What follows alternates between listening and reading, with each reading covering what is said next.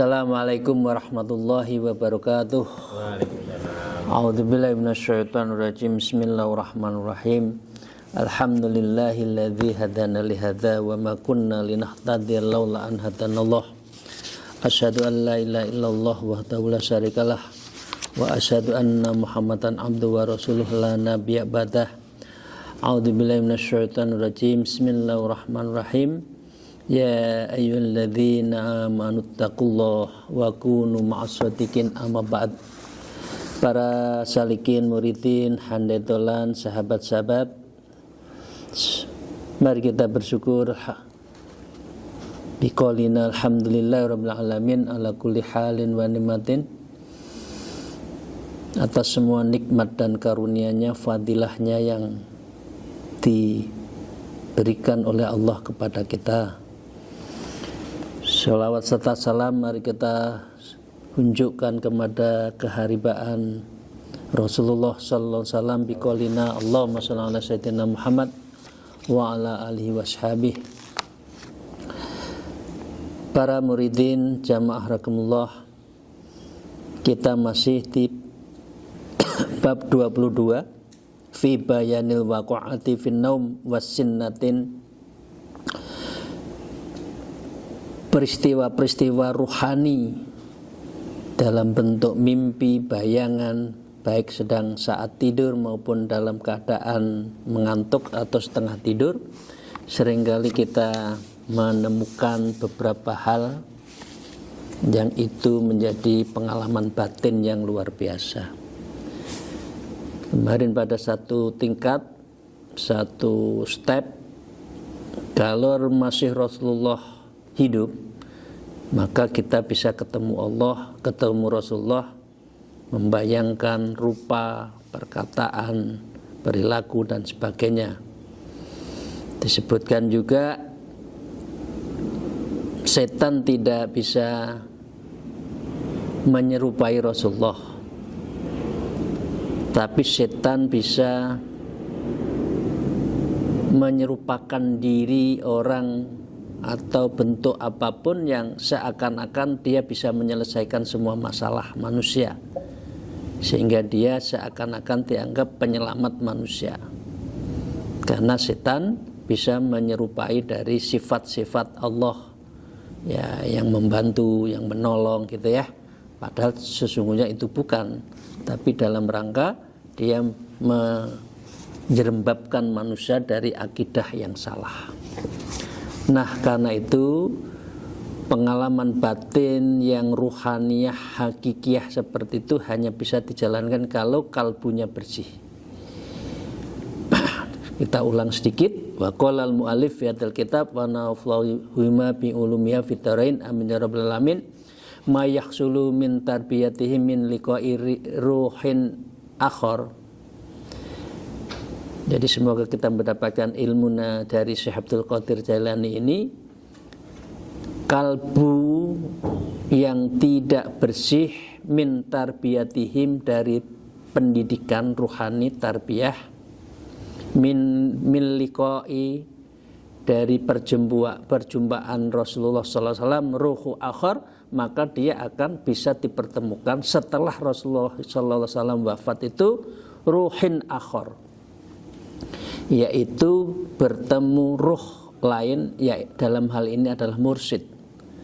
Mursyid dalam ini adalah irsyad yang bisa memberi petunjuk ruhaniyah, bukan ilmu syariat tapi ilmu ruhaniyah.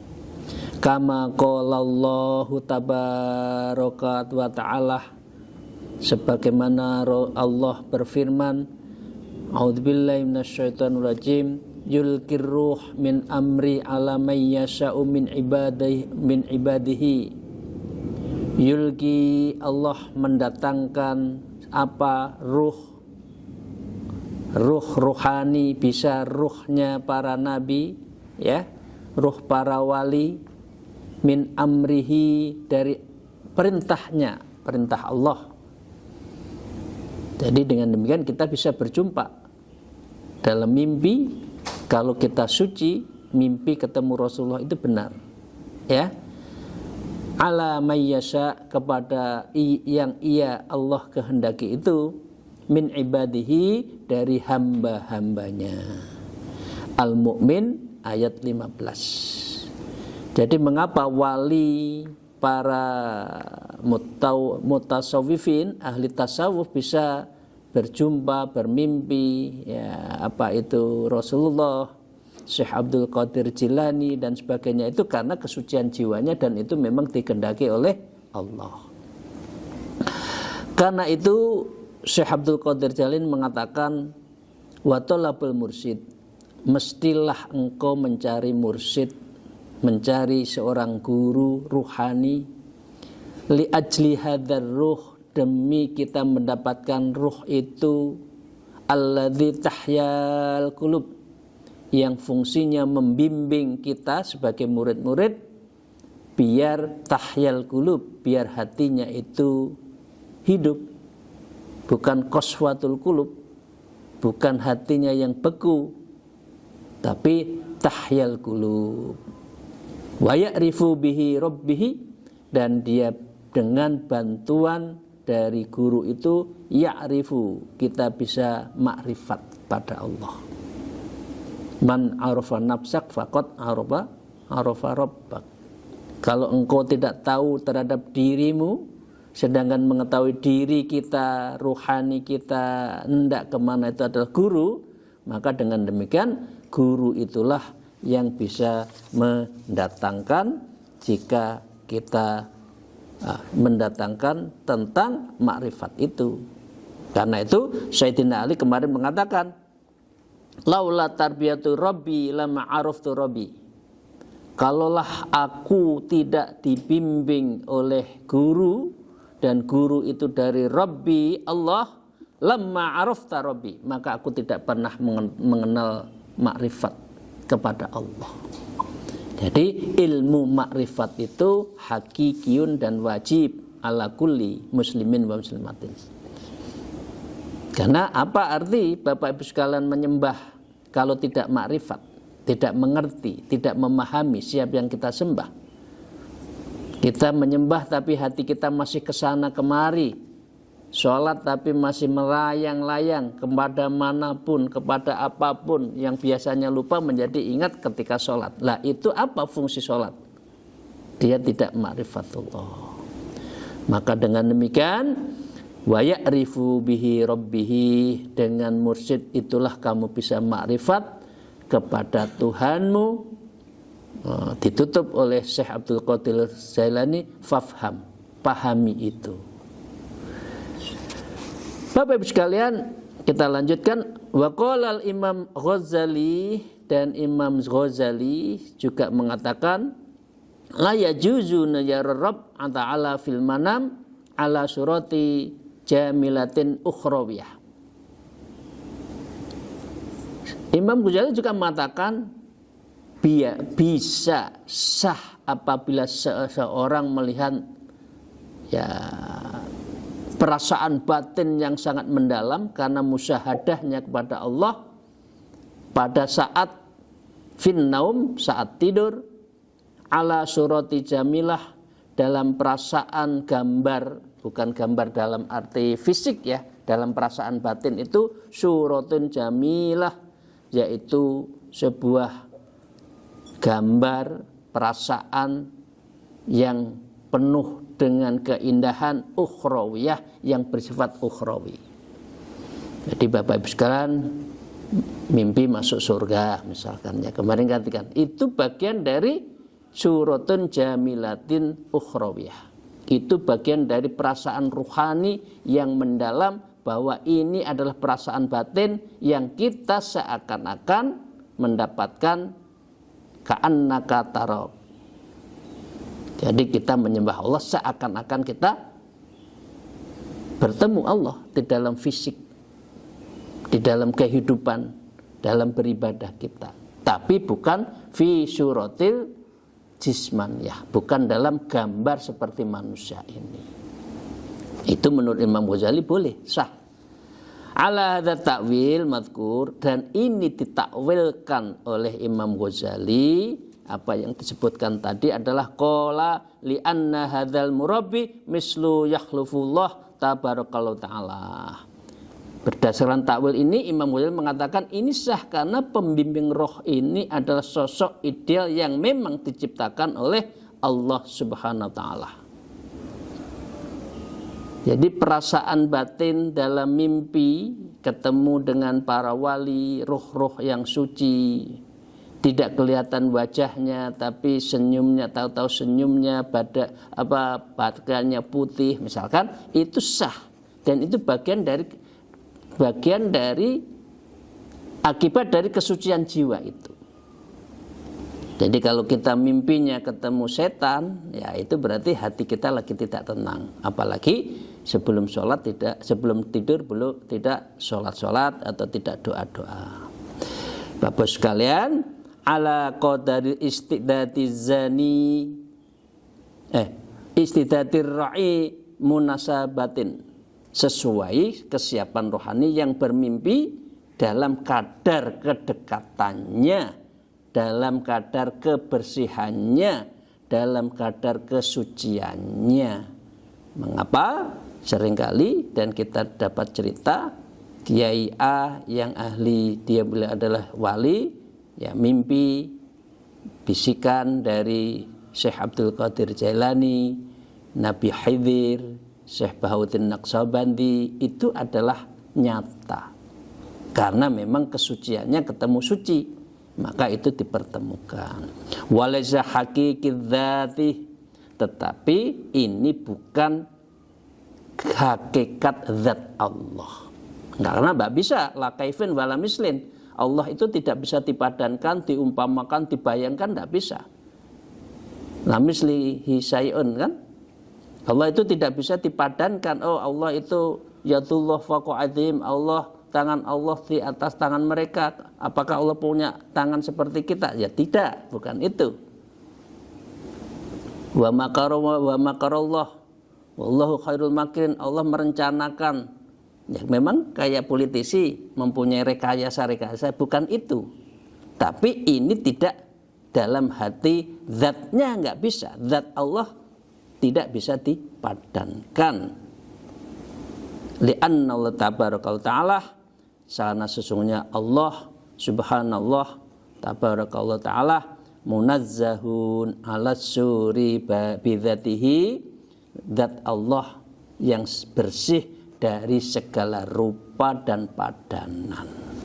Tapi manusia dalam hal ini ruhaniyahnya kita pengertian ka'anna katarok itu adalah perasaan batin, bukan perwujudan, bukan tajalli di dalam hal fisik Allah, nggak bisa, itu nggak bisa. Tapi perasaan batinnya adalah perasaan batin kita itu bisa menemukan, itu bisa. Bapak sekalian jangan salah paham ya, nanti dikira Allah bisa dilihat dengan mata kepala, kemudian diperumpamaan seperti lihat bareng, enggak bukan itu. Bapak sekalian, mari kita lanjutkan. Wa kadza ru'yatun Nabi sallallahu alaihi wasallam ala hadzal qiyas, begitu pula melihat Nabi dapat dikiaskan dalam kasus ini. Ketemu Rasulullah tidak bisa diserupain oleh setan, tapi perasaan batin manusia bisa ketemu dengan Rasulullah dalam mimpi atau setengah mimpi, dan itu nyata dan itu betul, karena memang Rasulullah tidak bisa dipadan-padankan, tidak bisa diserupai oleh setan, oleh jin. Wa yajuzu ayyura bisuratin mukhtalifatin, sehingga boleh saja orang mimpi melihat Nabi dengan rupa yang berbeda. Ya, bentuknya apa? Ala qadri munasabatir ra'i, sesuai dengan kadar kesucian, kadar kebersihan dan kadar kedekatannya dengan Rasulullah sallallahu alaihi wasallam. Membaca sholawat yang banyak bisa jadi kita mimpi ketemu Rasulullah, tapi tidak dalam arti fisik, dan itu Rasulullah seperti itu, tidak bisa juga. Jadi perasaan batin kita yang dipertemukan. Bapak Ibu sekalian, wala yarul haqiqata Muhammadiyah, dan seseorang tidak akan bisa mimpi melihat hakikat. Nah, hakikat ya Muhammad tidak bisa, hakikat Muhammad tidak bisa. Tapi iluminasi perasaan kita seakan-akan ketemu, tapi wajahnya tidak bisa dibayangkan, tidak bisa. Ya, illa warisul kamil, kecuali pewaris yang sempurna fi ilmihi, di dalam ilmunya, wa amalihi, dan amalnya, wa halihi, di dalam di dalam hal yang menyangkut Rasulullah, wa basyirati, dan basyirahnya, wa sholatihi zahiran wa batinan, dan salat lahir batinnya, la fihi halhi, tapi bukan pada keadaan Nabi sallallahu alaihi wasallam yang sebenarnya.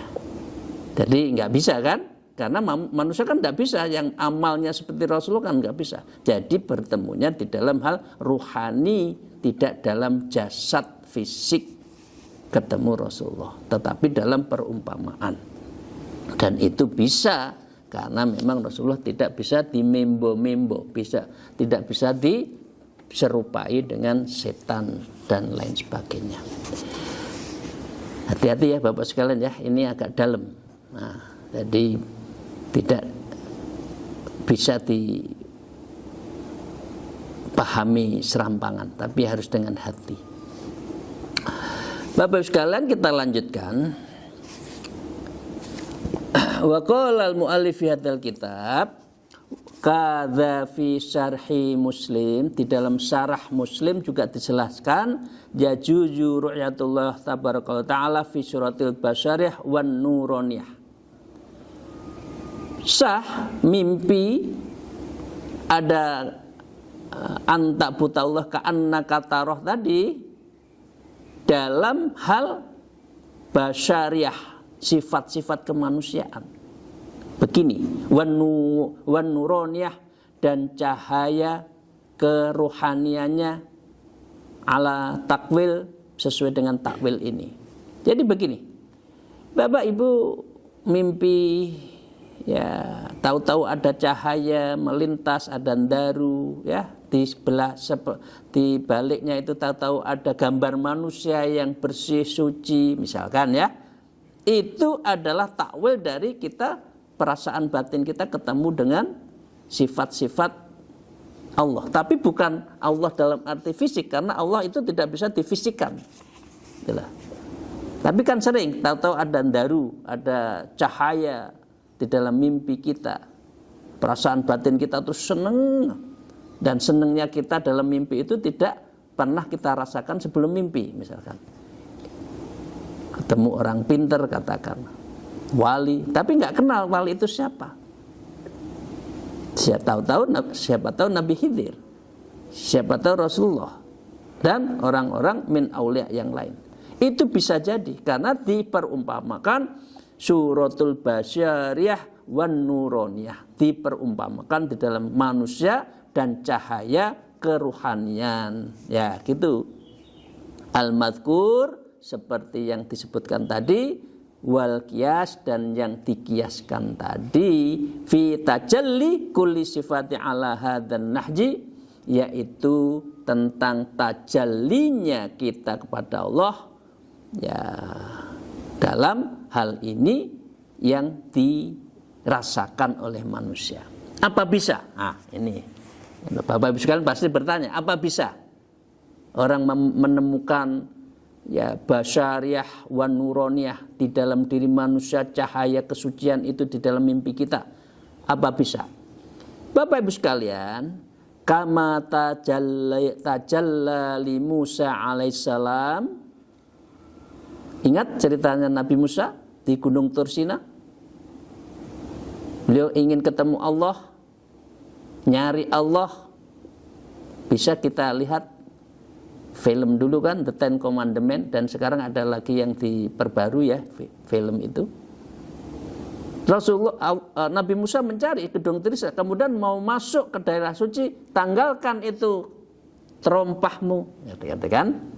Artinya menuju Allah harus suci, tidak dalam keadaan kotor. Terompahnya suruh meninggalkan. Ya, kemudian fi suratin nar. Allah itu fi suratin nar. Tajallinya Allah, pertelonya Allah, manifestasi bukan dari zatnya ya, diumpamakan suratun nar, yaitu pohon berupa api, min sajatil inab, dalam pohon anggur, waman sifatil kalam, dan Nabi Musa sallallahu alaihi wasallam, akhirnya kalamnya Allah diturunkan dengan the Ten Commandment itu. Ingat Bapak Ibu sekalian film itu kan? Dan itu cerita di Al-Quran lah. Jadi Allah mentajalikan dalam bentuk nur, cahaya. Itulah. Tapi hanya orang suci. Tapi nur itu, cahaya itu bukan Allah, itu tajallinya. Karena itu mengapa kita bertasawuf itu kan takhalli, tajalli. Takhalli, kosongkan diri kita, tidak ada diri kita, yang ada Allah. Tahalli, sibukkan diri kita, mendekatkan diri pada Allah. Akhirnya kita tajalli, yaitu dipertelaukan, dijelaskan tentang bukan hakikat ya, bukan zat, tapi keberadaan Allah.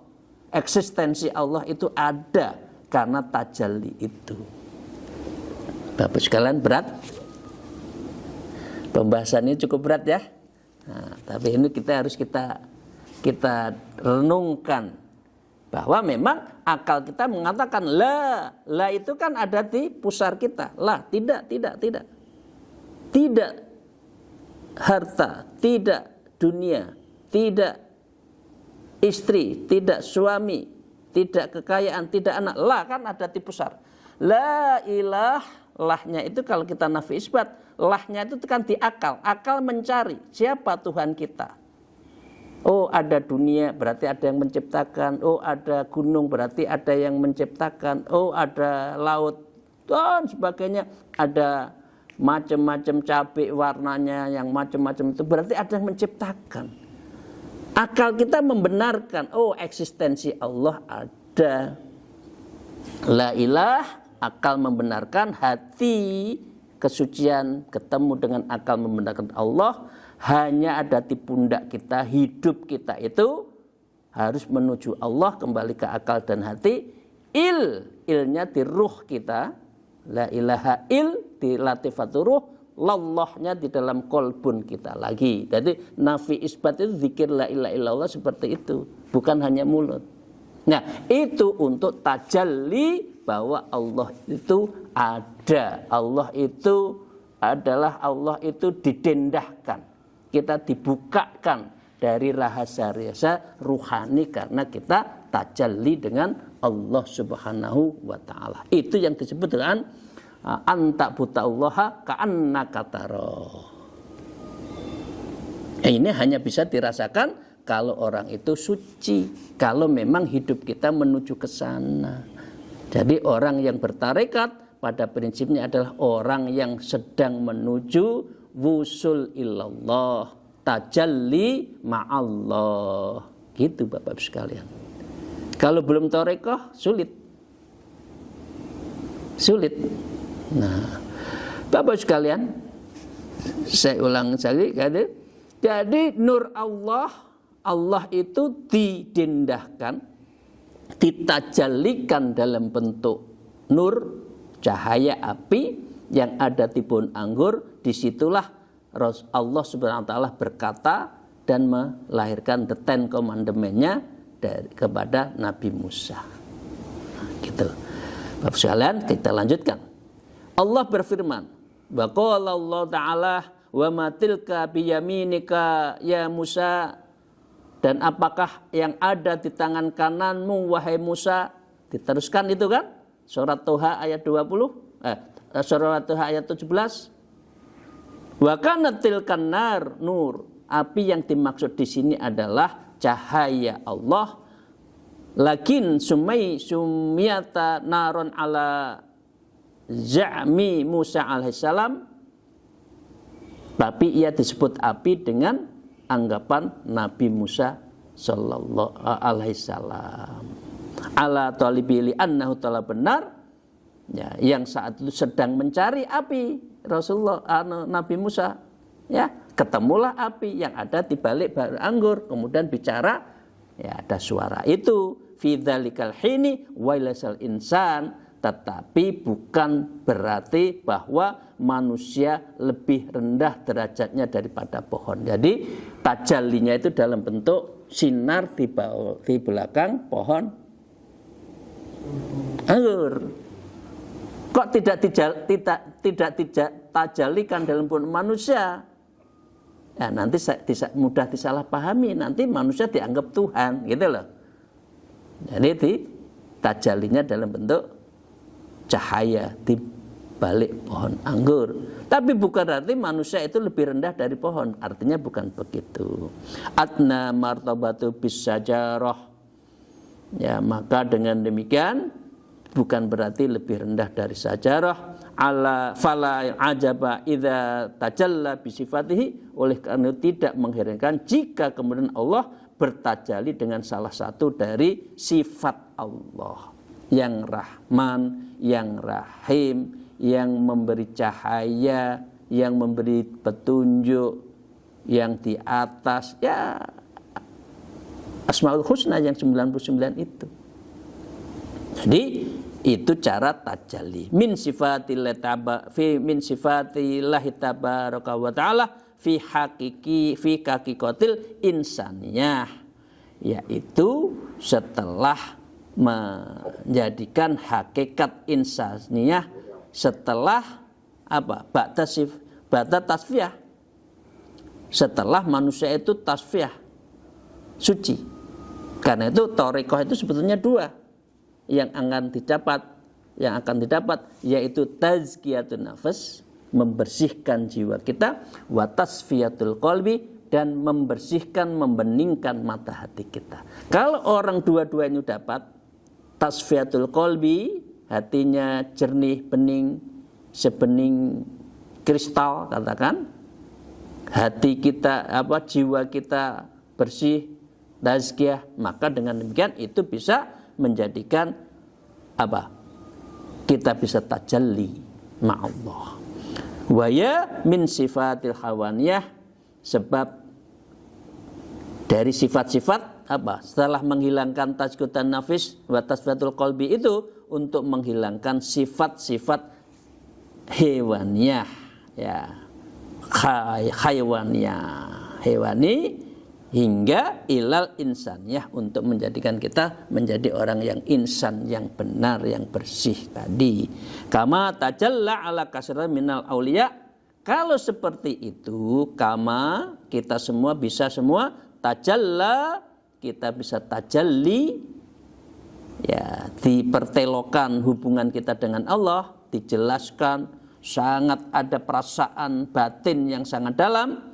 Ini juga dirasakan oleh siapa? Ala kasirin, oleh kebanyakan siapa? Minal aulia, daripada wali-wali Allah itu juga mendapatkan hal seperti itu. Sedikit lagi. Qala Abu Yazid Al-Bustami, Syekh Yazid Al-Bustami, ini kira-kira sanad ke-6 atau ke-7 dari Naqsyabandi, Thariqah Naqsyabandiyah, ya, Yazid Al-Bustami. Hina tajalli, beliau melihat dalam tajallinya dengan Allah itu, beliau langsung mengatakan begini, begitu aja tajalli, subhani ma'a'dzama sya'ni, maha suci ya Allah, Engkau maha suci, saya juga ingin suci, katakan gitu. Betapa agungnya kedudukanku, ma'a'dzama sya'ni, karena saya bisa tajalli dengan Engkau. Karena nggak ada lagi keindahan, kebahagiaan di dunia itu kecuali tajalli dengan Allah. Apalagi kita di dalam surga tadi, wa fil jannati bi ru'yati rabbil alamin. Apalagi di surga nanti kita ketemu Allah, liqa'illah. Itu yang paling indah, bukan hanya masuk surganya. Surga juga sama dengan kita, makhluk Allah. Tapi kita akan ketemu Allah Sang Khalik.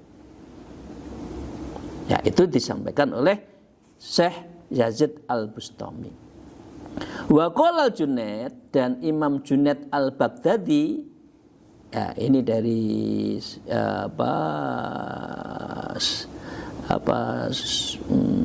tasawufnya orang NU kan gini, Imam Ghazali dan Junaid Al-Baghdadi kan. Nah, itu beliau mengatakan laisa fi hubbati siwallahi tabaraka ta'ala.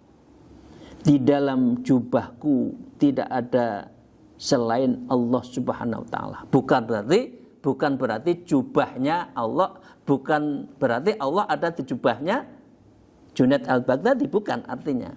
Artinya betapa diri saya, kebahagiaan saya, jubah saya ini, saya menjadi bahagia karena saya tajalli dengan Allah.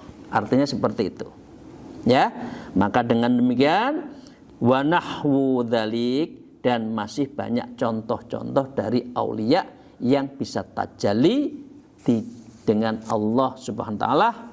Wa fi hadzal maqam, dan makom ini yang bisa seperti ini adalah sesuatu yang dia mendapatkan la taiful ajibah, rahasia-rahasia yang besar, karena la taif, karena kelembutan dari zikir-zikir panjenengan semua. Mengapa orang yang Naqsyabandi zikirnya zikir la taif, kolbunnya, ruhnya, sirnya, akhfanya, khofinya, akhfanya, natikohnya, jamil badan disentuh dengan zikir.